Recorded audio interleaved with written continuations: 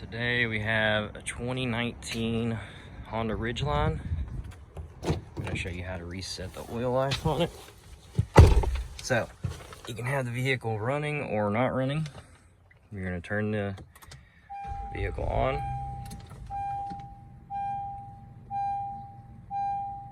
As you can see, maintenance due, past due. So we're going to go over here. We're going to go home, which is where it's at already. Give it a minute.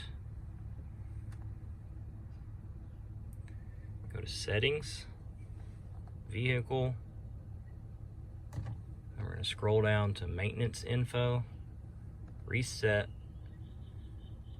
and then reset again. There you go. Find it on here really quick. There it is. 100%. So I hope that helped, and I hope you have an amazing day. Thanks for watching, guys. Super easy. I know you can do that. God bless.